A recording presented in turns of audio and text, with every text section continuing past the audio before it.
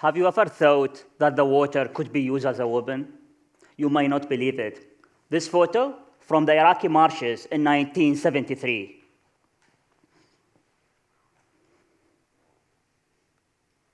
This is the same region last summer. This photo has taken by my colleague for the same region. Let me tell you a story.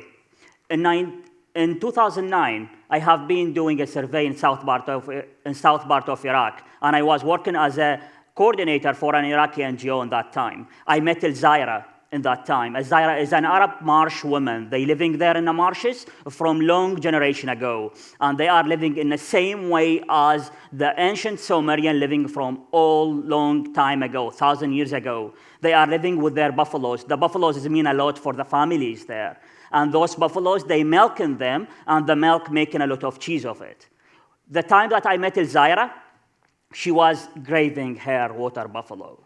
And in that time, because of the water quality and quantity, she and her family, they were crying around the water buffalo.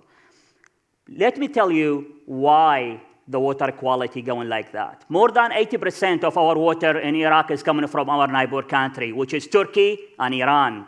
Turkey and Iran, they rebuilding more dams in the area.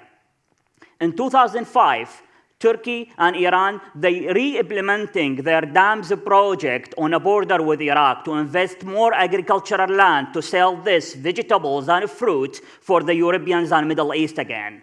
They cutting the water for our area to feed the other people, and they didn't let us planting anything in our area. The Iranian side, they closed more than 41 tributaries to come into other area. This is the weaponization.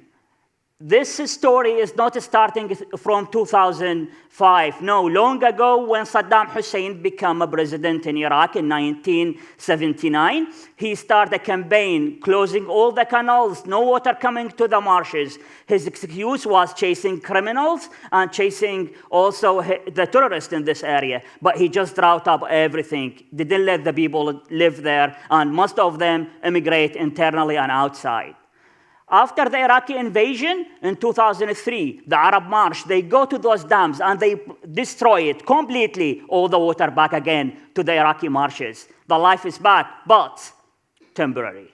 Because the Zaira and her family, they start facing the same problem with the water quality and quantity. And that's will lead me to the point. What I faced in 2006 when I forced to leave my city, Baghdad, because of the sectarian war, because of the weapon of the terrorists, they left their area because of water. That's the weaponization.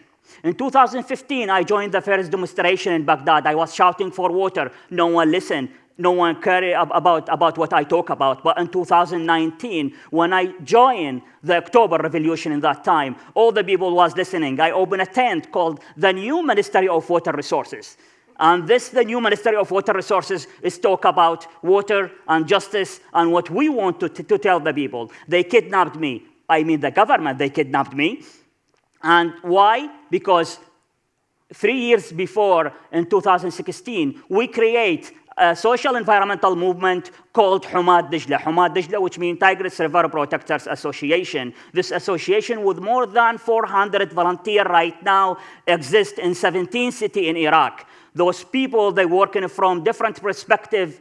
They working from political, economical, and social perspective. And those perspectives making a lot of headache for the government, as you know. And they don't like this kind of things. The Iraqi marshes included in the World Heritage List in 2016. There is a lot of recommendation from UNESCO, but no one implemented.